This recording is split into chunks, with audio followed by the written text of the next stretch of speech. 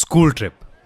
आयु बस में बैठा बस यही सोच रहा था कि वो पहाड़ कैसे होंगे। आयु जो 15 साल का था, पिछले 3 साल से चंडीगढ़ में ही रह रहा था। फिर भी वो कभी हिमाचल की हसीन वादियों में नहीं गया था। पर उसका यह सपना इस स्कूल ट्रिप में पूरा होने वाला था। ढेर सारे लंच बॉक्सेस से खाना खाते हुए और अंताक्षरी खेलते हुए पूरा दिन बीत गया था। वो शिमला पहुंचने ही वाले थे कि पता नहीं कैसे उनकी बस जो कुछ मिनट पहले एकदम ठीक चल रही थी, उसमें से धुआं निकलने लगा। रात बहुत हो चुकी थी और बच्चे साथ में थे, तो सब टीचर्स ने मिलकर फैसला लिया कि वो पास में ही एक होटल के अंदर रुक जाएंगे और सुबह मैकेनिक को बुलाकर बस ठीक करवा कर शिमला के लिए वहां से निकल जाएंगे। वो लोग पास के एक होटल तक पहुंचे।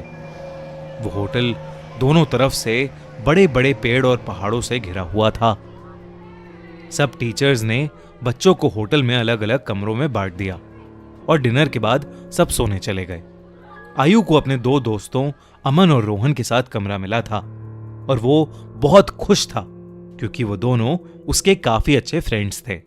आयु, अमन और रोहन जब कमरे में गए तो कमरे की खिड़की से उन्हें जंगल के बीचों बीच एक झील दिखाई दी।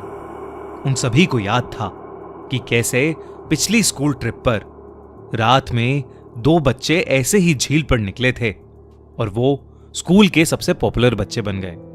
तो उन तीनों ने भी प्लान बनाया कि इस बार वो भी कुछ कारनामा करेंगे।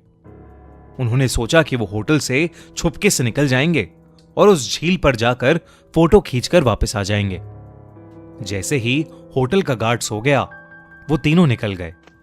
झील दिखने में तो होटल से ज्यादा दूर नहीं लग रही थी, पर वो तीनों करीब आधा 1 घंटा झील की तरफ चले जा रहे थे और जंगल का रास्ता था कि खत्म ही नहीं हो रहा था।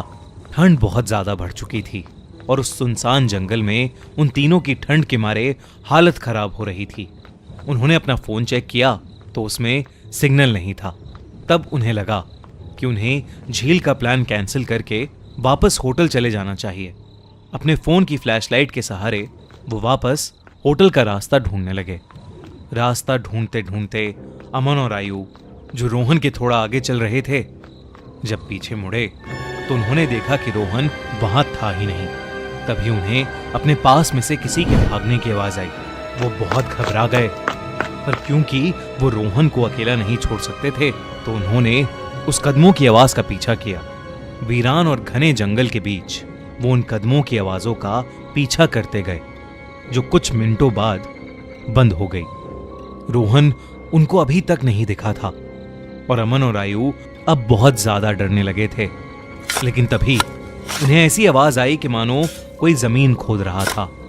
वो धीरे धीरे उस आवाज के पास गए और झाड़ियों के पीछे से उन्होंने देखा कि और कोई नहीं बल्कि रोहन ही जंगल में एक गड्ढा खोद रहा था। उन्होंने डर के मारे रोहन को पुकारा। रोहन उनकी तरफ मुड़ा और उन्हें गुस्से से भरी आंखों से देखने लगा। उसकी आंखें एकदम काली पड़ चुकी थीं, जैसे किसी ने उसके अंदर से आंखें ही निकाल ली हों। अमन रोहन के पास गया और उसने रोहन के कंधे पर हाथ रख के उससे पूछा कि उसे क्या हुआ है। लेकिन रोहन के कंधे पर हाथ रखते ही रोहन अमन के ऊपर चिल्ला उठा और रोहन ने उसे एक बहुत तेज धक्का दिया। अमन काफी दूर जाकर गिरा। रोहन के अंदर कोई अजीब सी शक्ति आ चुकी थी। आयु भागा भागा अमन के पास गया।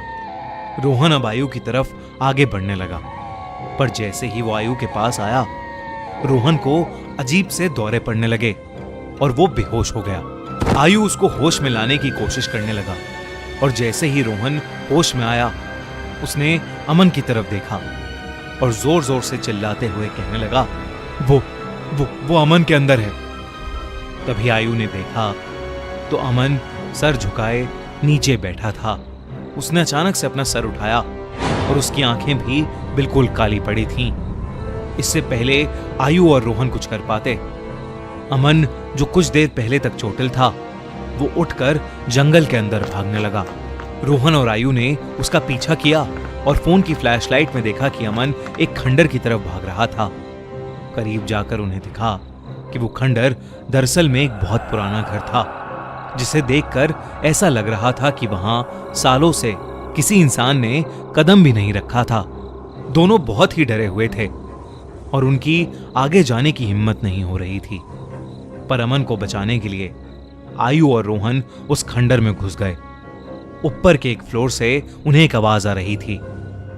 वो उस आवाज के पास पहुंचे तो जो उन्होंने देखा उस पर उन्हें विश्वास ही नहीं हुआ।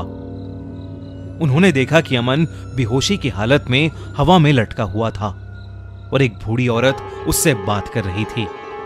उस औरत का चेहरा बहुत भयानक था। उसकी आंखें एकदम काली थीं। खाल लटकी हुई और बिखरे हुए सफेद बाल उसे और डरावना बना रहे थे। वो दोनों उस औरत को देखते ही वहां से बाहर भागे। वो औरत भी उनके पीछे पीछे आने लगी। आयु और रोहन जल्दी से सीढ़ियों से नीचे उतरे और उस खंडर के घर के दरवाजे तक पहुंचे। उन्होंने जब मुड़कर एक बार पीछे देखा तो वो बूढ़ी औरत किसी कीड़े की तरह रेंगती हुई सीढ़ियों से उतर रही थी और उनके पास ही आ रही थी। वो किसी तरह वहां से निकलकर जंगल की ओर भागे और भागते चले गए। भागते भागते उन्हें पता नहीं चला कि कब वो उस झील के पास आ गए थे जिस झील की तलाश में वो होटल के बाहर निकले थे। रोहन और आयु दोनों भागते भागते उस झील के अंदर गिर पड़े और डूबने लगे।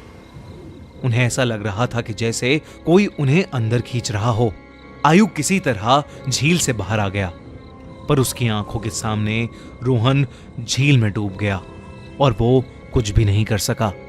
आयु ये सब देखकर इतना घबरा गया कि उसे चक्कर आने लगे और वो वहीं बेहोश होकर गिर पड़ा।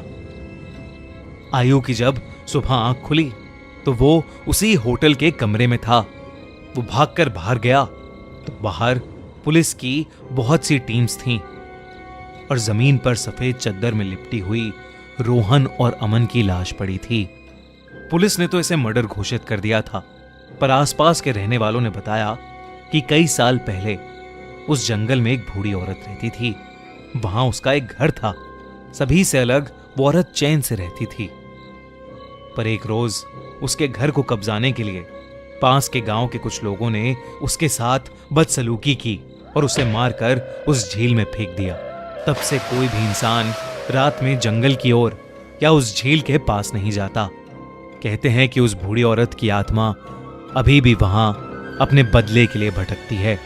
काश ये बात इन तीनों दोस्तों को पता होती तो शायद आज आयु के साथ साथ रोहन और अमन भी जिंदा होते।